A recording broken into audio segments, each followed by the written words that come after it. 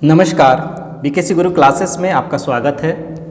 आज की इस क्लास में हम पढ़ने वाले हैं कक्षा 10वीं विज्ञान से सेट ए, जो कि बोर्ड द्वारा तैयार किए गए अभ्यास प्रश्न पत्र है।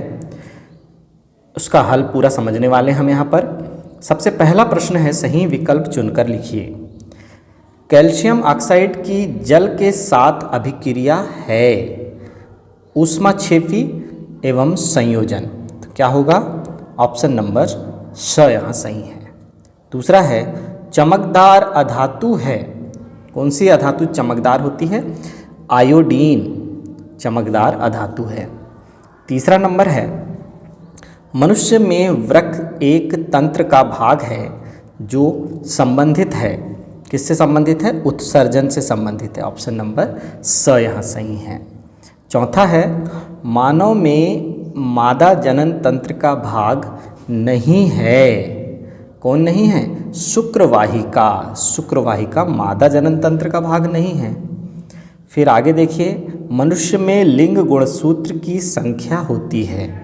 कितनी होती है? लिंग गुणसूत्र की संख्या 1 जोड़ी होती है। फिर आगे है, किसी दर्पण के से हाथ चाहे कितनी ही दूरी पर खड़े हों, आपका प्रतिबिंब सदैव सीधा प्रतीत होता है। संभव दर्पण है, यानी आप किसी दर्पण से कितनी ही दूरी पर खड़े हों, आपका प्रतिबिंब सदैव सीधा प्रतीत हो रहा है। तो इस तरह का दर्पण क्या होगा? तो वो तो या तो समतल दर्पण होगा अथवा उत्तल दर्पण होगा। तो लिखेंगे या तो समतल अथवा उत्तल। सातवां है, 1 एम्पियर का मान होता है। 1 एम्पियर का मान होता है 1 कूलाम प्रति सेकेंड। ऑप्शन नंबर अ सही है। फिर विद्युत धारा उत्पन्न करने की युक्ति को कहते हैं। क्या कहते हैं? जनित्र कहते हैं। ऑप्शन नंबर अ सही है। विद्युत धारा उत्पन्न करने की युक्ति को हम जनित्र कहते हैं। चलिए ले लेते हैं दूसरे नंबर का प्रश्न। दूसरे नंबर के प्रश्न में देखिए, संगमरमर का रासायनिक सूत्र खालिस्तान है। क्या है? CaCO3 calcium carbonate. तो CaCO3 जो है वो संगमरमर का रासायनिक सूत्र है। फिर आगे देखिए बच्चों, अयस्क में उपस्थित मिट्टी, रेत, अशुद्धियाँ खालिस्तान कहलाती हैं। क्या कहलाती हैं? गेंग या अधात्री कहलाती हैं। गेंग या अधात्री कहलाती हैं। फिर आगे, खालिस्तान हार्मोन में संश्लेषण के लिए आयोडीन अनिवार्य है। कौन से हार्मोन में? साइरोक्सिन हार्मोन में संश्लेषण के लिए आयोडीन अनिवार्य होता है।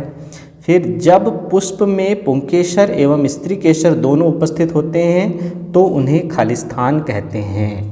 उभयलिंगी कहेंगे। ऐसे पुष्प को हम क्या बोलेंगे? उभयलिंगी कहेंगे। किसी गोली दर्पण की फोकस दूरी उसकी वक्रता त्रिज्या की खालिस्तान होती है। वक्रता त्रिज्या की कैसी होती है? आधी होती है। गोली दर्पण की फोकस दूरी वक्रता त्रिज्या की आधी होती है। फिर आगे देखते हैं, जब कोई प्रकाश किरण सघन से विरल माध्यम में प्रवेश करती है तो वह सघन से विरल में प्रवेश करेगी तो वह खालिस्तान से दूर हट जाती है, अभिलंब से दूर हट जाती है। सघन से विरल में प्रवेश करेगी तो अभिलंब से दूर हट जाएगी, और विरल से सघन में प्रवेश करेगी तो अभिलंब की ओर झुक जाएगी। तो ये ध्यान रखेंगे बच्चों। फिर आगे है, किसी विद्युत धारा के सतत तथा बंद पथ को खालिस्तान कहते हैं, विद्युत परिपथ कहते हैं। ऐसे पथ को हम क्या बोलते हैं? विद्युत परिपथ कहते हैं। चलिए सही जोड़ी बनाते हैं। तो देख लीजिए बच्चों, सबसे पहले तो हमको ध्यान रखना है, सबसे पहला शब्द है हमारा सिरका। सिरका, तो सिरका के सामने हमें क्या करना है? एथेनोइक अम्ल। सिरका के सामने क्या करना है? सिरका के सामने आ जाएगा एथेनोइक अम्ल। नंबर 1 के सामने लिखेंगे। फिर दूसरे नंबर पर है पारा, तो पारा के सामने आ जाएगा अमलगम। ये नंबर 2 के सामने लिख देंगे। फिर तीसरा है केंद्रीय तंत्रिका तंत्र, इसके सामने आ जाएगा मस्तिष्क एवं मेरुरज्जु, ये तीसरे नंबर पर आ जाएगा। फिर चौथा है अलैंगिक प्रजनन कायिक प्रवर्धन, अलैंगिक प्रजनन के सामने आ जाएगा कायिक प्रवर्धन, ये आ जाएगा चौथे नंबर के सामने। फिर आगे है वंशागत लक्षण, वंशागत लक्षण के सामने आ जाएगा जुड़े कर्णपाली। फिर आगे देखिए प्रकाश का प्रकीर्णन, प्रकाश का प्रकीर्णन के सामने क्या हो जाएगा टिंडल प्रभाव, प्रकाश का प्रकीर्णन की एक घटना है टिंडल प्रभाव। फिर आगे आया विद्युत धारा, विद्युत धारा का मात्रक क्या है अमीटर है, तो छठवें के सामने आ जाए सातवें के सामने आ जाएगा अमीटर। फिर है पारितंत्र में ऊर्जा प्रवाह एक दिशिक होता है, तो आठवें के सामने आ जाएगा एक दिशिक। फिर चलिए आगे देखते हैं बच्चों, एक शब्द या वाक्य में हमें उत्तर देना है।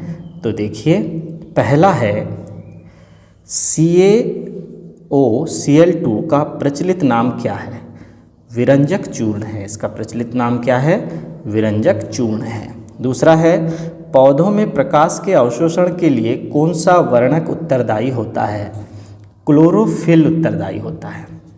तीसरा है केंद्रीय तंत्रिका तंत्र की संरचनात्मक इकाई क्या है, न्यूरॉन है।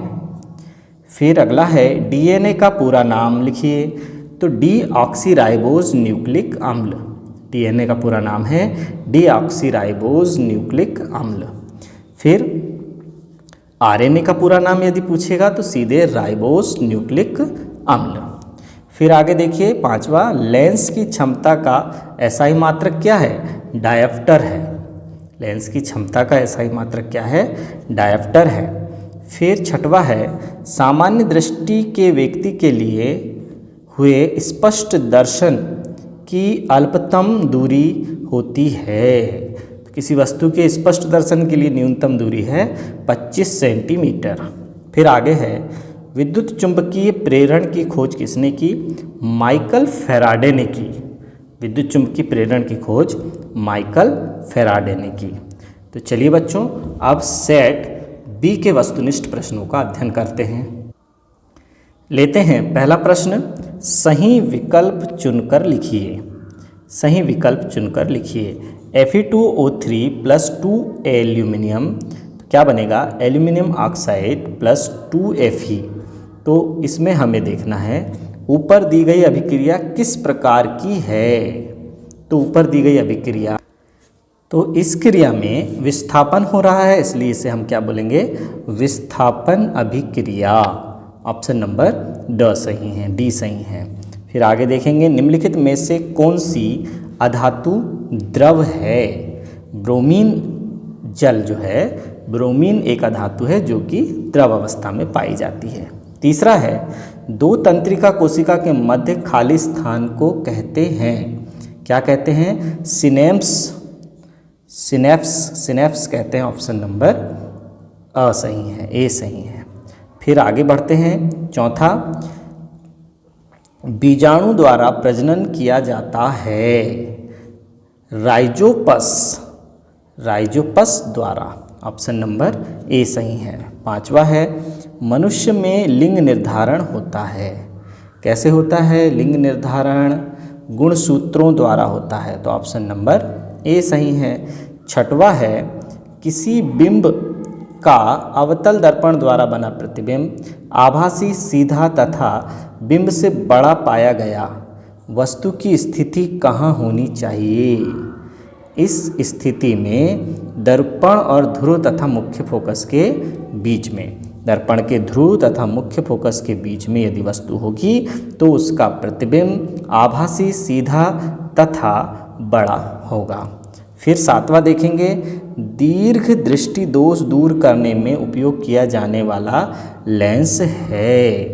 तो देखिए दूर दृष्टि दोष को दूर करने के लिए हम किस लेंस का प्रयोग करते हैं, उत्तल लेंस का, और निकट दृष्टि दोष को दूर करने के लिए अवतल लेंस का उपयोग किया जाता है।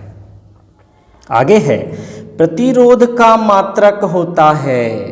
क्या होता है प्रतिरोध का मात्रक? ओम होता है। प्रतिरोध का मात्रक ओम होता है। ऑप्शन यहाँ पर सी सही है। निम्नलिखित में सही जोड़ी बनाइए। सही जोड़ी बनाना है तो देखिए, सबसे पहले है सभी धातुएं। सभी धातुएं क्या होती हैं? विद्युत की चालक होती हैं, तो इसके सामने लिख देंगे विद्युत चालक पहले के सामने। फिर दूसरे के सामने है वृक्क की इकाई। वृक्क की इकाई नेफ्रॉन, तो यहाँ पर हो जाएगा दूसरे के सामने हम नेफ्रॉन लिख देंगे। तीसरा है परिधीय तंत्रिका तंत्र, इसके सामने लिख देंगे कपाल तंत्रिका तंत्र तथा मेरु रज्जु, ये तीसरे के सामने। फिर पर परागण, पर परागण के सामने आ जाएगा किसके द्वारा होता है? कीट द्वारा होता है, तो यहाँ आ जाएगा कीट द्वारा। फिर डीएनए, डीएनए के सामने आ जाएगा आनुवांशिक पदार्थ, ये आ जाएगा पांचवें के सामने। फिर छठवा है उत्तल लेंस। उत्तल लेंस बीच में मोटा तथा किनारों पर पतला होता है, तो यहाँ लिख देंगे छठवें के सामने बीच में मोटा और किनारों में पतला होता है, ये है उत्तल लेंस। और अवतल लेंस किनारों पर मोटा और बीच में पतला होता है, ऐसा लेंस अवतल लेंस होता है। आगे आया प्राकृतिक स्पेक्ट्रम। प्राकृतिक स्पेक्ट्रम के सामने हम क्या लिखेंगे? इंद्रधनुष। इंद्रधनुष हमें लिख देना है 7वें नंबर के सामने। फिर है विद्युत चुंबकीय प्रेरण, इसके सामने हम लिख देंगे फैराडे, तो ये हो जाएगा 8वें नंबर के सामने। ठीक है बच्चों। फिर है रिक्त स्थानों की पूर्ति कीजिए, तो रिक्त स्थानों की पूर्ति करना है हमें। तो देखिए क्या है, वे अभिक्रियाएं जिनमें उत्पाद के निर्माण के साथ साथ ऊष्मा भी उत्पन्न होती है उसे खालिस्तान अभिक्रिया कहते हैं। ऐसी अभिक्रिया को हम बोलते हैं ऊष्माक्षेपी। क्या बोलते हैं? ऊष्माक्षेपी अभिक्रिया। वे अभिक्रियाएं जिनमें उत्पाद के निर्माण के साथ साथ ऊष्मा भी उत्पन्न होती है, तो उसे हम ऊष्माक्षेपी अभिक्रिया बोलते हैं। अधात्विक ऑक्साइड प्रायः खालिस्तान होते हैं, तो हमने देख लिया अधात्विक ऑक्साइड कैसे होते हैं? अम्लीय होते हैं। फिर अगला है मनुष्य में खालिस्तान जनन होता है, लैंगिक जनन होता है। कौन सा जनन होता है? लैंगिक जनन होता है। चौथा है वाहनों के पीछे के दृश्य को देखने के लिए दर्पण का आवर्धन 1 से खालिस्तान होता है, 1 से कम होता है। फिर विद्युत विभव का एसआई मात्रक खालिस्तान है। क्या है? वोल्ट में मापते हैं हम विद्युत विभव को। चुंबकीय क्षेत्र रेखाएं एक दूसरे को खालिस्तान नहीं करती, प्रतिच्छेद नहीं करती। चुंबकीय क्षेत्र रेखाएं एक दूसरे को प्रतिच्छेद नहीं करती। एक पोषण स्तर से दूसरे पोषण स्तर के लिए ऊर्जा का स्थानांतरण खालिस्तान प्रतिशत होता है, 10% होता है। आगे है एक शब्द या वाक्य में उत्तर देना है। तो देखिए, अम्ल एवं क्षार की अभिक्रिया से बनने वाले उत्पाद के नाम लिखो। क्या बनते हैं? अम्ल एवं क्षार के अभिक्रिया से लवण और जल बनते हैं। अम्ल और क्षार की अभिक्रिया से लवण और जल बनते हैं, इसे हम उदासीनीकरण अभिक्रिया भी कहते हैं। किसी धातु को छोड़कर अन्य सभी धातुएं कमरे के तापमान पर ठोस अवस्था में पाई जाती है। किस धातु को छोड़कर? केवल पारा है जो कि कमरे के ताप पर द्रव अवस्था में पाई जाती है, अन्यथा सारी धातुएं ठोस अवस्था में पाई जाती हैं। फिर आगे है वसा के पाचन के लिए कौन सा एंजाइम उत्तरदायी होता है? लाइपेज होता है वसा के पाचन के लिए उत्तरदायी। फिर किस हार्मोन की कमी से मधुमेह रोग होता है? इंसुलिन की कमी से मधुमेह रोग होता है। परागकोश से पराग कणों का वर्तिकाग्र तक पहुंचने की घटना क्या कहलाती है? परागण कहलाती है। दर्पण सूत्र लिखिए। तो देखिए क्या है दर्पण सूत्र? 1/F बराबर 1/U धन 1/V, ये है हमारा दर्पण सूत्र। अगला है विभवांतर एवं विद्युत धारा एवं प्रतिरोध में संबंध है। तीनों में क्या संबंध है? तो विभवांतर V बराबर क्या होता है? RI होता है। तो विभवांतर बराबर ये प्रतिरोध गुणा धारा, विद्युत धारा, V बराबर RI, ये संबंध है विभवांतर, प्रतिरोध और विद्युत धारा में।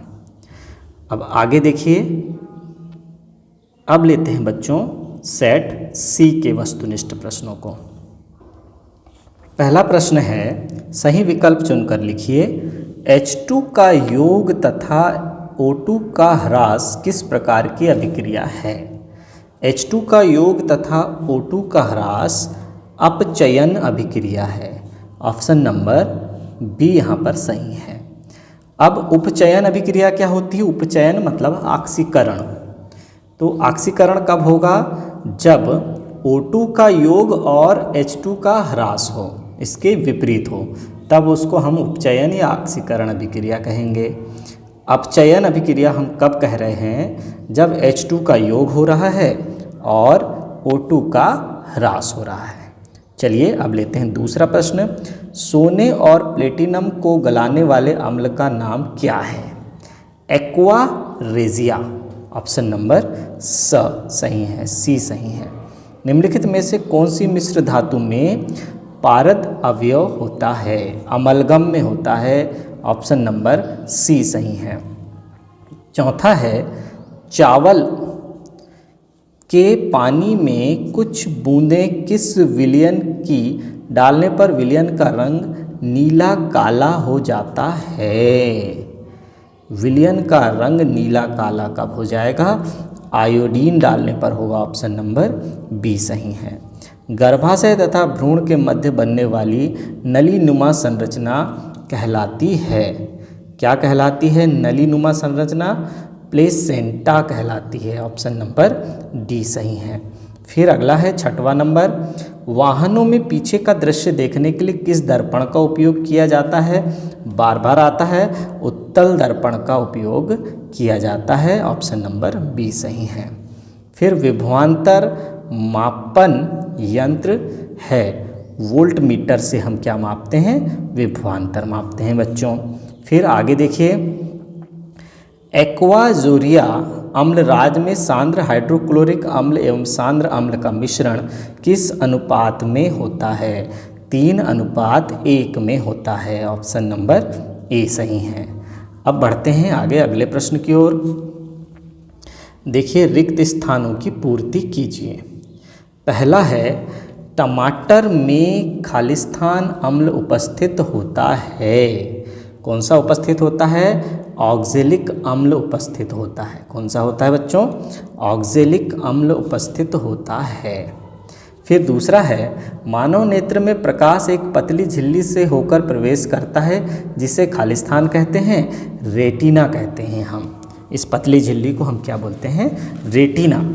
जो धातुएं कठोर सतह से टकराने पर आवाज़ उत्पन्न करती हैं उन्हें खालिस्तान कहते हैं। ध्वनिक या सोनोरस, ध्वनिक कहेंगे या सोनोरस कहेंगे। फिर अंडप का शीर्ष भाग खालिस्तान कहलाता है, वर्तिकाग्र कहलाता है। अंडप का शीर्ष भाग क्या कहलाता है? वर्तिकाग्र कहलाता है। आगे है, समतल दर्पण की फोकस दूरी खालिस्तान होती है। समतल दर्पण की फोकस दूरी अनंत होती है। फिर छठवां है, घरेलू विद्युत परिपथ में सभी उपकरण खालिस्तान क्रम में संयोजित होते हैं, समांतर क्रम में संयोजित होते हैं। और मनुष्य की कोशिका में गुणसूत्र खालिस्तान जोड़े में पाए जाते हैं। 23 जोड़े गुणसूत्र पाए जाते हैं। अब हमको सही जोड़ी बनाना है। चलिए, तो देखिए सबसे पहले नंबर पर यहाँ पर क्या है और इस सही जोड़ी में मिलान करके बनाते जाएंगे। सबसे पहले बल्ब, तो बल्ब के सामने आ जाएगा बच्चों, बल्ब के सामने आ जाएगा टंगस्टन। फिर है इंद्रधनुष, इंद्रधनुष के सामने होगा वर्ण विक्षेपण। फिर लिटमस, लिटमस के सामने होगा लीचेन। स्फाइग्नोमीटर रक्त दाब से संबंधित है। फिर वृषण शुक्राणु उत्पाद। उत्तल लेंस बीच में मोटा तथा किनारों पर पतला होता है। मेंटल आनुवांशिकता के जनक हैं। फिर थायरॉक्सिन का संश्लेषण आयोडीन से संबंधित है। चलिए अब लेते हैं एक शब्द या वाक्य में उत्तर। एक वाक्य में उत्तर में देखिए, पहला है एक इलेक्ट्रॉन पर कितना आवेश होता है? 1.6 गुणा 10 की घात ऋण 19 कूलाम आवेश होता है। पुनरुद्ध भवन का एक उदाहरण दीजिए। हाइड्रा प्लेनेरिया, हाइड्रा या प्लेनेरिया जिसे हम कहते हैं। फिर आगे देखेंगे, एक आपतित किरण समतल दर्पण पर 30 अंश का कोण आपतन है, तो परावर्तन कोण का मान क्या होगा? आपतन कोण का मान परावर्तन कोण के मान के बराबर होता है, तो परावर्तन कोण का मान भी 30 अंश ही होगा। विद्युत धारा के चुंबकीय प्रभाव की खोज किसने की थी? ओसरटेड ने की थी, तो यहाँ पर आ जाएगा ओसरटेड। पादप की वृद्धि को सदमन करने वाले हार्मोन का नाम लिखिए। एसिटिक अम्ल। मनुष्य में वमन तथा रक्तदाब का केंद्र मस्तिष्क के किस भाग में होता है? मेड्यूला में होता है। जो पदार्थ सूक्ष्म जीवों द्वारा अपघटित होते हैं क्या कहलाते हैं? जैव निम्नीकरण कहलाते हैं। तो बच्चों अब पहुंचते हैं हम सेट डी के हल पर। चलिए लेते हैं पहला प्रश्न। सही विकल्प चुनकर लिखिए। एक अभिक्रिया दी गई है प्लस उसमें ऊष्मा निकल रही है, उपर्युक्त अभिक्रिया है। यह एक क्या है? संयोजन अभिक्रिया और ऊष्माक्षेपी अभिक्रिया दोनों है, तो इसे हम बोलेंगे उपर्युक्त दोनों। ऑप्शन नंबर सी यहाँ पर सही है। दूसरा है, कोई विलयन लाल लिटमस को नीला कर देता है, इसका पीएच संभवतः क्या होगा? तो लाल को नीला कर देता है तो 7 से अधिक होगा, 7 से अधिक पीएच होगा, मतलब यहाँ पर 10 है ऑप्शन में, तो हमें यहाँ पर डी लगाना है क्योंकि वह क्षार होगा। क्षार लाल लिटमस पेपर को नीला कर देता है, जबकि अम्ल नीले लिटमस पेपर को लाल कर देते हैं। अब देखिए आगे आता है तीसरा नंबर। आमाशय के आंतरिक स्तर की हाइड्रोक्लोरिक अम्ल से रक्षा निम्न में से किसके द्वारा होती है? किसके द्वारा होती है? म्यूकस के द्वारा होती है। इसको श्लेष्म भी कहते हैं। फिर द्रव अवस्था में पाई जाने वाली धातु, अभी हमने बात की है मरकरी या पारा। द्रव अवस्था में पाई जाने वाली धातु है कमरे के सामान्य ताप पर। मास्टर ग्रंथि का नाम है, पीयूष ग्रंथि को हम क्या कहते हैं? मास्टर ग्रंथि कहते हैं। विद्युत धारा मापक यंत्र है अमीटर। अमीटर में हम विद्युत धारा मापते हैं, जबकि वोल्ट मीटर में हम वोल्टेज मापते हैं या विभवांतर मापते हैं। फिर आगे है, यौन जनित रोग नहीं है। तो देखिए यौन जनित रोग कौन कौन से हैं यहाँ पर? यहाँ पर है सिफिलिस, HIV एड्स, गोनेरिया, ये यौन जनित रोग हैं। तो यौन जनित रोग कौन सा नहीं है? हेपेटाइटिस जो है वो यौन जनित रोग नहीं है। इस पर टिक लगा देंगे। निम्न में से कौन सा पदार्थ लेंस बनाने में प्रयुक्त नहीं किया जा सकता? किसका प्रयोग किया जाता है लेंस बनाने में? पहले ये जान लेते हैं हम। लेंस बनाने में जल का प्रयोग होता है, कांच का प्रयोग होता है, प्लास्टिक का प्रयोग होता है, मिट्टी का प्रयोग नहीं हो सकता। तो यहाँ पर हम लिखेंगे मिट्टी, ऑप्शन डी। फिर सही जोड़ी हमें बनाना है। तो देखिए बच्चों सही जोड़ी में क्या है? सबसे पहला है ऊष्मा द्वारा अपघटन। क्या कहलाता है? ऊष्मी अपघटन कहलाता है। बुझा हुआ चूना CaOH ट्वाइस कहलाता है। पित्त का संबंध किससे है? लीवर से है। कार्बन का अपर रूप कौन है? हीरा है। हीरा ग्रेफाइट है ना, तो हीरा पे लगा देंगे। श्रवणेंद्रिय कान से संबंधित है। प्रतिरोधकता का मात्रक क्या है? ओम मीटर है। हाइड्रा में प्रजनन मुकुलन से संबंधित है। पश्च दृश्य दर्पण उत्तल दर्पण से संबंधित है। अब पहुंचते हैं रिक्त स्थानों की पूर्ति कीजिए। तो देखिए बच्चों, रिक्त स्थानों की पूर्ति में सबसे पहले नंबर पर हम यहाँ लिख देंगे अधातुएं प्रायः विद्युत की खालिस्थान होती हैं। अधातुएं प्रायः कैसी होती हैं? विद्युत की कुचालक होती हैं। फिर दूसरा है खालिस्थान क्रियाएं मेडुला द्वारा नियंत्रित होती हैं। तो कौन सी क्रियाएं? अनैच्छिक क्रियाएं। तो यहाँ लिख देंगे अनैच्छिक क्रियाएं। फिर तीसरा है शुद्ध जल विद्युत का खालिस्थान होता है। शुद्ध जल विद्युत का क्या होता है? कुचालक होता है। तो यहाँ भी लिख देंगे कुचालक।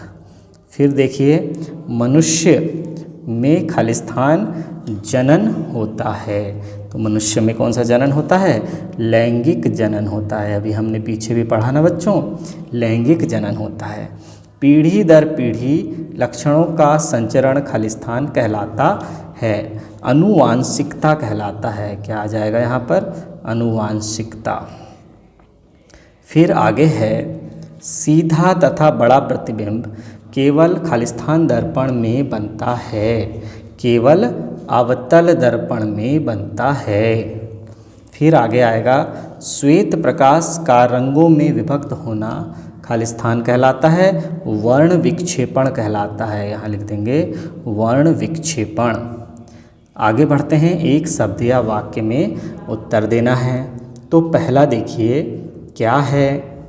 विद्युत घंटी में किस प्रकार के चुंबक का प्रयोग किया जाता है?